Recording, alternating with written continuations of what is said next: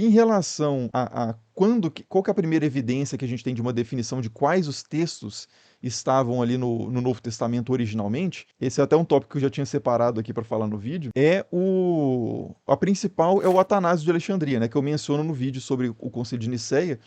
O Atanásio, eu vou até abrir o site aqui que a gente consegue ler o texto que ele escreveu. Ele já faz uma listinha de livros que ele considerava sagrados e quais não, quais deveriam fazer parte do cânon e quais não. E é curioso que esses livros não correspondem exatamente nem aos livros do Novo Testamento da Bíblia Católica, ou melhor, ele fala não só do Novo Testamento, né? Ele fala dos livros em geral. O Novo Testamento, de fato, são exatamente os livros que a gente tem hoje, né? Tanto nas Bíblias católicas quanto protestantes. Mas o Antigo Testamento há algumas divergências, né? Para a gente ver que isso estava bem aberto ainda no período e até depois dele, como eu disse também no vídeo, né, os primeiros códices, os primeiros manuscritos mesmo que a gente tem de livro, de bíblias cristãs, incluem uma lista divergente de uma para outra. Inclusive, um dos próximos vídeos que vai sair aqui no canal é sobre isso, né, sobre os manuscritos mais antigos, e eu vou comentar um pouco essas divergências também. Mas aqui, passando para o texto do Atanásio, né,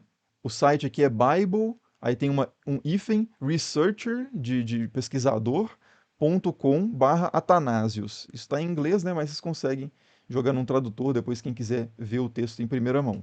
Mas o que ele diz aqui, isso é uma carta que o Atanásio escreveu no ano 367 depois de Cristo, naturalmente, né? A gente está falando de história do cristianismo, e ele diz aqui, em determinado momento, o seguinte, que o Antigo Testamento, então vamos ver o que o Atanásio diz sobre, peraí que não está cabendo exatamente na tela, né? Ele vai dizer, então, que os livros que formam o Antigo Testamento, na opinião dele, na visão dele ali, né, e ele é uma das vozes nesse debate, são 22. E aqui ele segue basicamente quase exatamente a lista que os judeus seguiam, seus contemporâneos. Então são 22 livros em número. Esses 22 correspondem mais ou menos aos 49 das Bíblias protestantes. A gente vai ver que tem alguns a mais. Mas ele fala 22 porque os livros são organizados de forma diferente, né? São contados de forma diferente. Alguns, por exemplo, dois livros são contados como um e por aí vai. Então, quais livros ele diz que estão ali, né? E ele diz que esses livros são 22, assim como são as letras do alfabeto hebraico, né? Ou do alfabeto hebraico. E eles são os seguintes: Gênesis, Êxodos, Levítico, Números e Deuteronômio. Até aí segue os 5 primeiros livros de qualquer Bíblia, né? Gênesis, Êxodo, Levítico, Números e Deuteronômio. Depois, Josué, filho de Num, que é o livro de Josué. Juízes e Ruth. Depois, os 4 livros de Reis, sendo que o primeiro e o segundo são contados como um, e o terceiro e o quarto também são contados como um, e aqui ele se refere a Samuel, o primeiro e o segundo de Samuel e o primeiro e o segundo de Reis, propriamente. Os livros de Crônicas, primeiro e segundo, que também são contados como um. Esdra, o primeiro e o segundo são contados como um, aí primeiro e segundo Esdra é o que geralmente é chamado de Esdra e Neemias, né? Mas alguns contam como primeiro e segundo Esdra. Depois, o livro de Salmos, Provérbios, Eclesiastes, Cântico dos Cânticos, o livro de Jó, os profetas, e ele coloca os 12 como os 12 profetas menores, né? Por exemplo, Jonas, Abacuque, esses livros que são menores em tamanho, né? São contados como um também, como os judeus contam. Depois Isaías, Jeremias, e aí em Jeremias inclui Baruque, que não está presente nas Bíblias protestantes em geral, né? Mas está presente nas Bíblias católicas.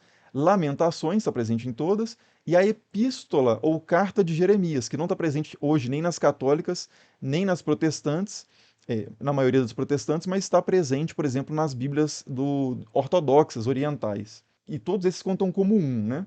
E depois Ezequiel e Daniel, cada um também conta como um livro, e isso é o Antigo Testamento. Então, para o Atanásio, esse é o Antigo Testamento. E aí, na sequência, ele fala sobre os livros do Novo Testamento, que são os 4 evangelhos, Mateus, Marcos, Lucas e João, depois Atos dos Apóstolos, 7 epístolas chamadas católicas, que são a de Tiago, a de Pedro, 2 de João, aliás, 2 de Pedro, né? 3 de João, e uma de Judas.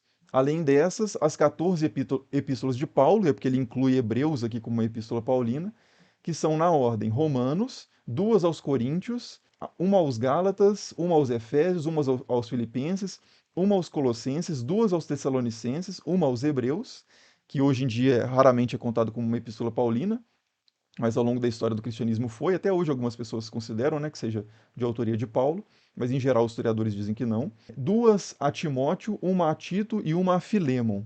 E depois o Evangelho de João. Então o Novo Testamento, que o Atanásio coloca nessa carta no século IV, já corresponde exatamente ao Novo Testamento da maioria das Bíblias, tanto católicas quanto protestantes, né? A divergência vai acontecer realmente no Antigo Testamento, porque alguns desses livros podem estar faltando, né, nas Bíblias protestantes e inclusive católicas, como a questão da Carta de Jeremias. E aí ele fala ainda dos livros considerados não canônicos, mas de leitura para instrução, né? Que são livros interessantes para instrução, mas não são livros que fazem parte da lista dos livros realmente inspirados, né, e tal, que são Sabedoria de Salomão, Sabedoria de Siraque ou Sirácida, Esther, Judite, Tobias, o Ensino dos Apóstolos, que é a Didaqué, e o Pastor, né, que é o Pastor de Hermas. Então veja aqui que o Judite também, né, que é um livro, ou melhor, Esther, né, que é um livro que está presente em geral nas Bíblias protestantes e católicas, ele coloca como um livro externo, né, a gente poderia dizer apócrifo. E também aqui, em geral, esses livros, tirando o livro de Esther, são os chamados livros deuterocanônicos pelos católicos, né? Faltou aqui, não, é o Tobias, Judite, deixa eu ver, Tobias, Judite, Sabedoria de Salomão, Sabedoria de Siraque. Ah, e falta o livro dos Macabeus, né, que ele nem menciona, para formar lá o sete dos deuterocanônicos. O primeiro e o segundo Macabeus ele nem menciona. E aí é isso, e aí ele diz que esses livros, e não há também escritos secretos, se referindo a livros gnósticos que circulavam também na época, ele diz que esses livros também não devem ter parte no cânon. Basicamente o comentário de Atanásio sobre a lista oficial, por assim dizer, dos livros recomendados para as comunidades cristãs.